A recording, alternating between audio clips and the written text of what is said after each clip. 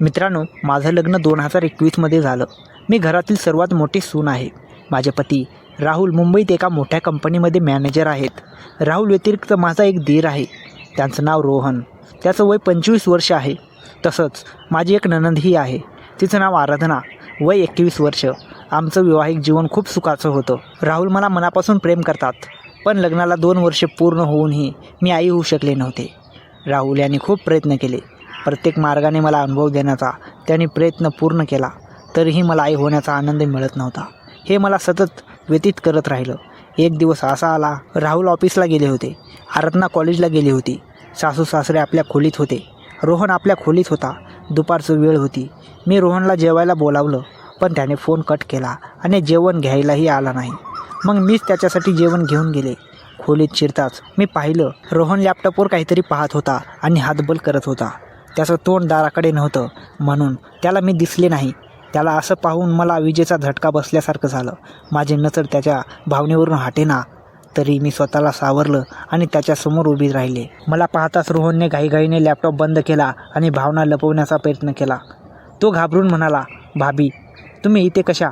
मी हसून म्हणाले, "मी तर बोलावलं होतं, पण तुम्ही तर हातबल करण्यात व्यस्त दिसतात, म्हणून मीच आणलं."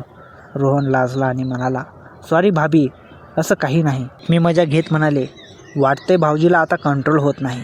लवकरच तुम्हाला बायको आणावी लागेल. मग तिच्यासोबत हे सगळं करता येईल." रोहन आणखी लाजला आणि भावना लपवू लागला. मी म्हणाले, "आता काय लपवत आहात? मी तर पाहिले आहे. तशी तर तुमची भावना खूप छान आहे. तुमची बायको नक्की सुखी राहील." रोहन म्हणाला, "का भाभी, तुम्ही खुश नाही का?" मी लाजले आणि विषय बदलण्याचा प्रयत्न केला. तो म्हणाला, "सांगा ना भाभी, जर तुम्ही खुश नसाल तर मी काही मदत करू का?" मी म्हणाले, "नाही, मी ठीक आहे. आणि तुमच्या भावांना कळालं तर ते मला मारून टाकतील." रोहन हसला, "अरे भाभी, तुम्ही खूप घाबरता. मी काही सांगतो. एक काम तरी करा ना तुमच्या या भावजीचं." मी म्हणाले, "हो सांगा." तो म्हणाला, "तुमची सध्या नणंद तर नाही, तेव्हा तरी तुम्हीच याला अनुभव द्या." हे ऐकताच मी क्षणभर थबकले, पण घाबरले नाही. मी म्हणाले, "तुमची गर्लफ्रेंड आहे ना, तिलाच सांगा." तो म्हणाला, "नाही भाभी." मी जायला निघाले तेव्हा तो म्हणाला, "अच्छा भाभी, हातबल तर करून द्या ना." मी ठीक आहे म्हणून त्याच्या भावनेला हाताने अनुभव दिला. त्याची भावना राहुलच्या भावनेपेक्षा जास्त मोठी वाटली. मी अनुभव देऊ लागले. राहुल विचारू लागला, "भाभी, माझी भावना कशी वाटते?" मी म्हणाले, "खूप छान. तुझी बायको नक्की आनंदी होईल." तो विचारू लागला, "आणि तुम्ही भाभी?" मी चुप्प राहिले. मग तो म्हणाला, "आज रात्री या ना, मग पहा माझी कमाल." मी म्हणाले, "भाऊ असताना काही चान्स नाही." तेवढ्या सासूने हाक मारली. मी जायला निघाले. रोहनने मला पकडलं आणि म्हणाला, "रात्री याल तेव्हाच मी सोडेल." मी ठीक आहे म्हणून हात सोडवून गेले. रात्री जेवण झालं. रोहन इशारे करत राहिला. नंतर राहुलसोबत जेवण केलं. आम्ही झोपायला गेलो. राहुल थकले होते. त्याने फक्त पापी घेतलं आणि झोपले. मला झोप येईना. मनात काहीतरी होत होतं. काय करावं ते समजत नव्हतं. पाहता पाहता रात्रीचे 1:30 वाजले. रोहनचा मेसेज आला, "भाभी, मी वाट पाहतोय. किती वेळात येत आहे?" त्यांच्या शब्दांनी मन आणखी बेचैन झालं. दुसरा मेसेज, "येत आहे का?" मी हो लिहून निघाले. रोहनच्या खोलीत गेले तर त्याने लगेच मला ओढलं. तो प्रभावी झाला होता. मला बेडवर झोपवलं आणि पापी देऊ लागला. मी म्हणाले, "आता फक्त त्रास देता की अनुभवही देणार?" माझा आवाज ऐकून त्याने भावना जीवनात टाकली आणि सुंदर अनुभव देऊ लागला. तो विचारू लागला, "भाभी, माझी भावना कशी वाटली?" मी म्हणाले, "तुझ्या भावापेक्षा जास्त छान." तो म्हणाला, "जोपर्यंत माझी बायको येत नाही तोपर्यंत सुंदर अनुभव देऊ शकता ना तुम्ही?" मी म्हणाले, "जो करायचं ते कर." हे ऐकून मी आणखी प्रभावामध्ये आलो. मग तो विचारू लागला, "भाभी, रंग कुठे सोडू?" मी म्हणाले, "तुझे जिथे मन करेल तिथे सोड." तो म्हणाला, "जीवनात सोडू का?" मी हो म्हणाले आणि लगेच त्याने रंगाच्या 5-6 पिचकाऱ्या सोडल्या. तो 10 मिनिटांनी उठून मला सॉरी म्हणू लागला. मी काही हरकत नाही म्हणाले, कारण मला वाटत होतं की रोहनच मला बाळाची आई बनवेन. त्या रात्रीचा अनुभव अस्मरणीय होता. पुढचे 2 दिवस मी राहुलसोबतही सुंदर अनुभव घेतला, जेणेकरून शंका येऊ नये. त्या रात्रीनंतर माझं आयुष्य जणू 2 वाटावर उभं राहिलं होतं. एक वाट होती माझ्या नवऱ्याबरोबरच्या विश्वासाची आणि दुसरी वाट होती त्या रात्रीच्या अनुभवाची. दुसऱ्या दिवशी सकाळी मी नेहमीप्रमाणे उठले. स्वयंपाकघरात काम करत होते, पण मन मात्र सतत कालच्या घटनाभोवती फिरत होतं. रोहनही खाली आला. आमची नजर एक क्षणासाठी भिडली आणि दोघांनीही लगेच नजर वळवली. सगळं घर नेहमीसारखं चालू होतं, पण आमच्या दोघांच्या मनात एक गुपित दडलेलं होतं. दिवसभर मी स्वतःला समजावत होते, हे विसरून जा, हे पुन्हा होऊ देऊ नकोस. पण संध्याकाळी जेव्हा राहुल ऑफिसवरून आले आणि माझ्याशी नेहमीसारखं प्रेमाने बोलू लागले, तेव्हा माझ्या मनात अपराधीपणाची भावना आणखी वाढली. त्या रात्री आम्ही सगळे जेवायला बसलो. जेवताना रोहन अधूनमधून माझ्याकडे पाहत होता. त्याच्या डोळ्यात काहीतरी वेगळं दिसत होतं, जणू एखादं गुपित पुन्हा जिवंत व्हायची वाट पाहत होतं. जेवण झाल्यावर राहुल त्याच्या खोलीत गेले. मीही त्यांच्या मागे मागे गेले. पण त्या रात्री माझ्या मनात खूप गोंधळ होता. अचानक माझ्या फोनवर एक मेसेज आला. तो रोहनचा मेसेज होता. भाभी, कालची रात्र विसरलात का? मी काही उत्तर दिलं नाही. थोड्या वेळाने पुन्हा मेसेज आला. जर विसरलात तर ठीक आहे, पण एक गोष्ट सांगायची आहे. मी घाबरतच विचारलं, काय? काही सेकंदात त्यांचं उत्तर आलं. भाभी, कदाचित आत्ता तुमच्या आयुष्यात मोठा बदल होणार आहे. हे वाचून माझ्या हातातून फोन जवळजवळ पडायला झाला. माझ्या मनात एकाच वेळी हजारो प्रश्न उभे राहिले. रोहन असं का म्हणतोय? त्याला काय माहीत आहे? आणि कोणता बदल? तेवढ्या दरवाजावर टकटक झाली. मी दार उघडलं. समोर सासूबाई उभ्या होत्या. त्या हसत म्हणाल्या, बाळा, उद्या आपण सगळे हॉस्पिटलला जाणार आहोत, डॉक्टरांकडे. मी आश्चर्याने विचारलं, का आई?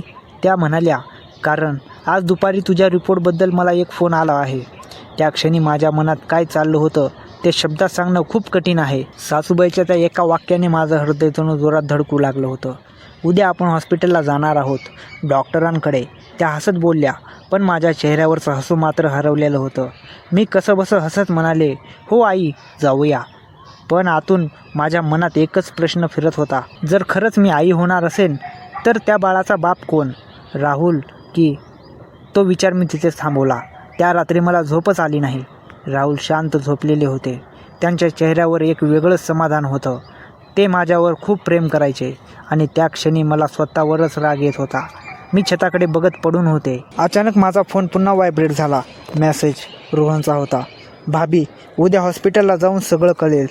माझ्या मनावर काटा आला. मी उत्तर दिलं नाही, पण काही सेकंदात दुसरा मेसेज आला. घाबरू नका, मी आहे. मी फोन सायलेंटवर टाकला आणि डोळे मिटले. पण त्या रात्री झोप येणं अशक्य होतं. दुसऱ्या दिवशी सकाळी सगळं घर नेहमीसारखं चालू होतं. सासूबाई देवापुढे दिवा लावत होत्या. सासरे पेपर वाचत बसले होते आणि आराधना कॉलेजसाठी तयार होत होती. आणि रोहन तो शांतपणे चहा पीत बसला होता. आमची नजर एकदा भेटली, फक्त एकदा सेकंदासाठी. पण त्या एका सेकंदात खूप काही बोललं गेलं. मग दोघांनी नजर वळवली. राहुल म्हणाले, चल ना, उशीर होतोय, डॉक्टरांकडे जायचं आहे. मी मान हलवली.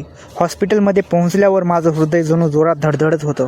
डॉक्टरांनी माझे काही टेस्ट केले. काही वेळाने आम्हाला केबिनमध्ये बोलावलं. डॉक्टर हसत म्हणाले, कॉंग्रॅच्युलेशन. माझ्या कानात तो शब्द घुमला, तुम्ही पोटे आहात. सासूबाईंच्या डोळ्यात आनंदाचे अश्रू आले. राहुल तर अक्षरशः आनंदाने माझा हात पकडून म्हणाले, खरंच? डॉक्टरांनी रिपोर्ट दाखवला? हो, अंदाजे 4 ते 5 आठवड्याचा काळ झाला आहे. त्या क्षणी माझ्या पायाखालची जमीन सरकली. 4 ते 5 आठवडे? मी पटकन मनात हिशेब केला आणि माझ्या मनावर काटा आला. कारण तो काळ त्या रात्रीनंतरचा होता. घरी परतल्यावर सगळीकडे आनंदाचं वातावरण होतं. सासूबाई लगेच देवाला प्रसाद ठेवायला गेल्या. आराधना आनंदाने उड्या मारत होती.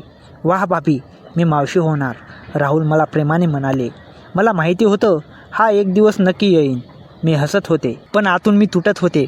त्या रात्री मी एकटी बाल्कनीत उभी होते. अचानक मागून आवाज आला, भाभी. मी मागे वळले.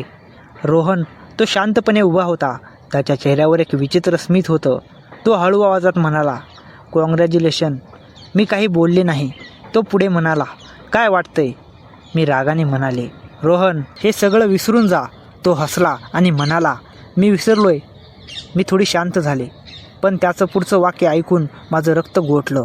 तो म्हणाला, पण एक गोष्ट आहे जी तुम्हाला माहिती नाही. मी घाबरून विचारलं, काय? तो म्हणाला, त्या रात्री आपण एकटे नव्हतो. माझ्या मनावर काटा आला. काय म्हणतोय तू? रोहन शांतपणे म्हणाला, घरात कॅमेरे आहेत. माझं हृदय थांबल्यासारखं झालं.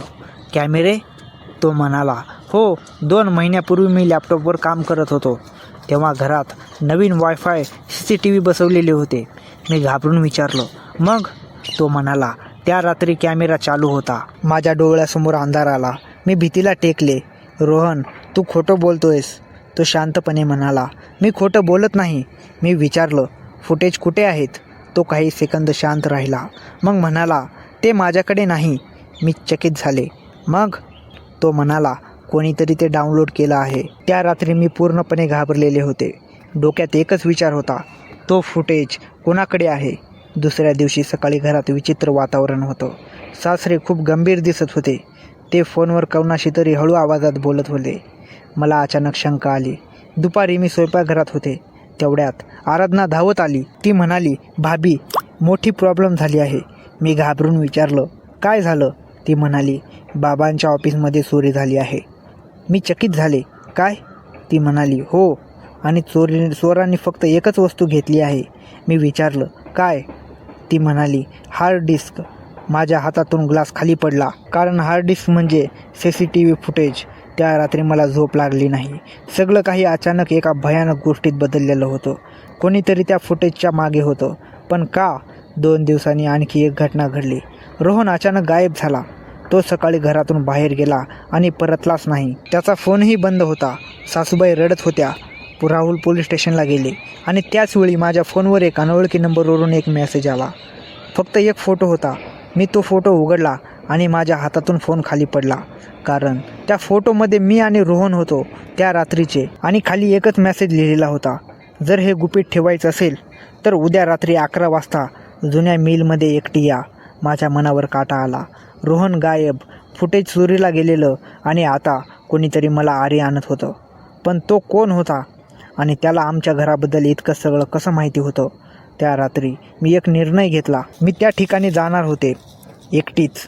कारण आता हा खेळ फक्त एवढाच नव्हता, हा खेळ सत्याचा होता. दुसऱ्या दिवशी रात्री मी जुन्या मिलमध्ये पोहोचले. सगळीकडे अंधार होता. फक्त एक लाईट चालू होता. मी हळू आवाजात विचारलं, कोण आहे तिथे? अचानक मागून आवाज आला, तुम्ही आलात? मला माहिती होतं. मी मागे वळले आणि त्या व्यक्तीचा चेहरा पाहून माझ्या पायाखालची जमीन सरकली. कारण तो माणूस माझ्या घरातलाच होता. पण तो कोण होता आणि त्याने हे सगळं का केलं हे जाणून घेण्यासाठी मित्रांनो कथेचा भाग नक्की पहा. पण तो तयार करायला मला साधारण 15 दिवस लागतील. पण जर तुम्हाला पुढचा भाग लवकर पाहायचा असेल तर या व्हिडिओला जास्तीत जास्त कमेंट करा आणि फक्त 500 लाईक्स पूर्ण करा. जर 2 दिवसात 500 लाईक्स पूर्ण झाले तर मी पुढचा भाग लवकरच अपलोड करेन. आणि अजूनही तुम्ही चॅनलला सबस्क्राईब केलं नसेल तर लगेच सबस्क्राईब करा आणि बेल आयकॉन दाबायला विसरू नका. कारण पुढचा भाग अपलोड झाला की सर्वात आधी तुम्हाला नोटिफिकेशन मिळेल. धन्यवाद. लवकरच भेटूया पुढच्या भागात.